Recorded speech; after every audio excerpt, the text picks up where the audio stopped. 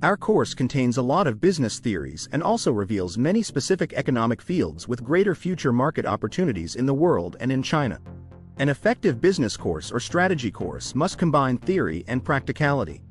It is necessary to indicate not only the target direction but also the approaches to get there.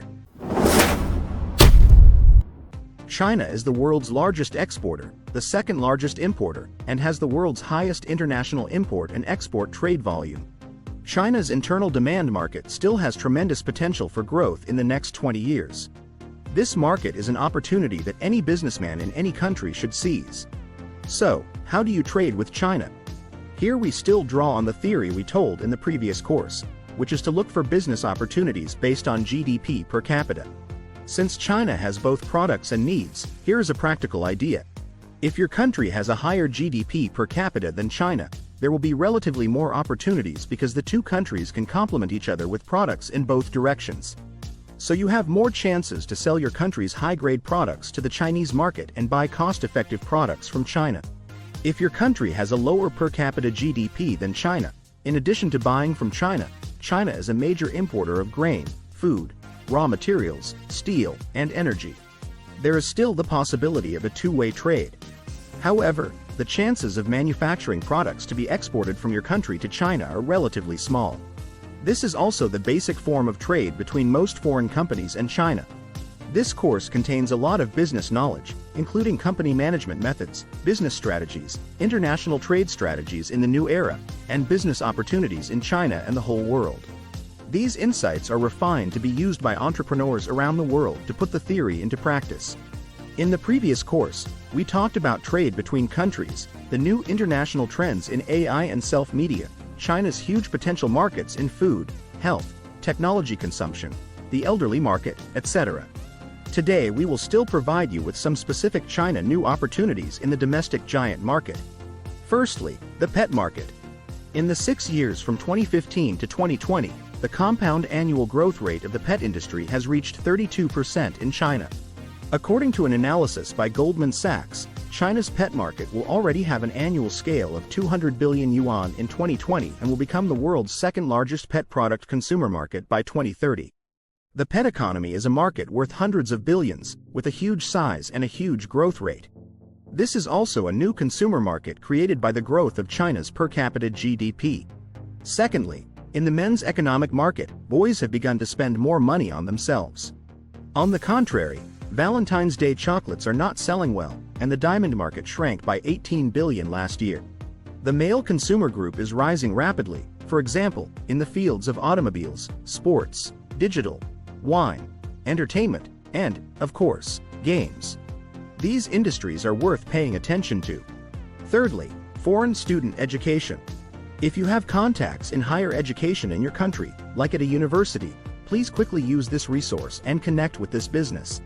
This is an area where foreign individuals can enjoy China's subsidy policies. Selected foreign students study in China for free and will receive subsidies for living. This shows China's determination to be more open and more international in the future. In 2035, China's total economic output annually will reach about 36 trillion US dollars, ranking first in the world and accounting for 23% of the world's total.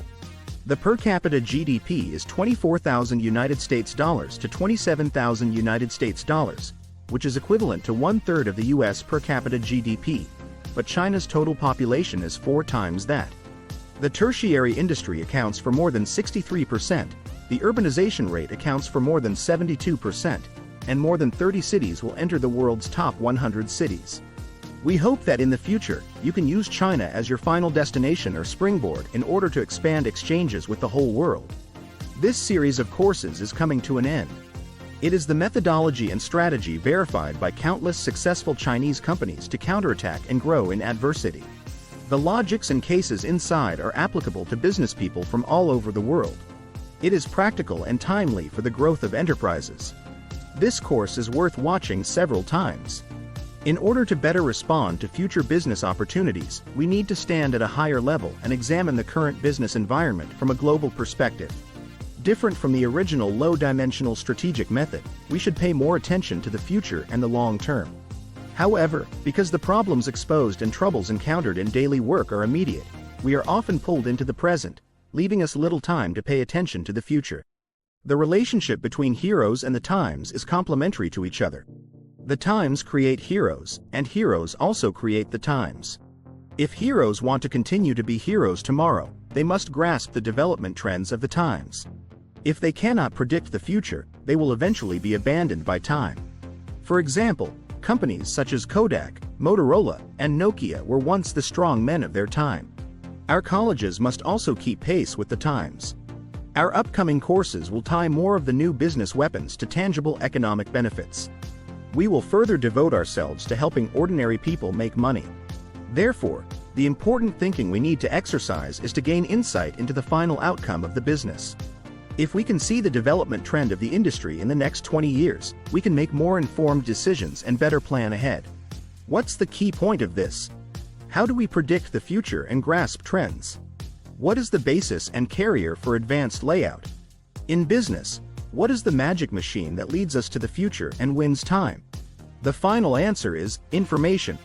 Industry time development information, domestic market information, international economic information, policy and legal information, political information, business environment information, new technology information, etc. All this information is the basis for judging the future and trends. That is what we often say.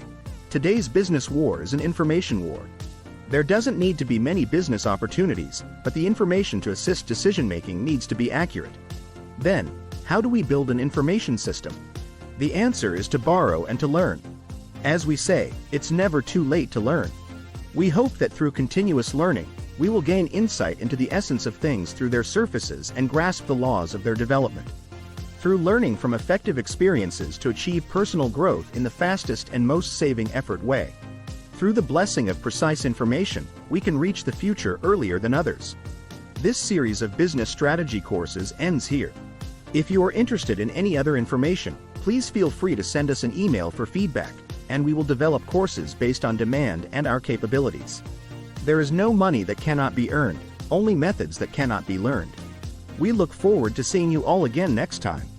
We wish you all good health, successful careers, and abundant financial resources.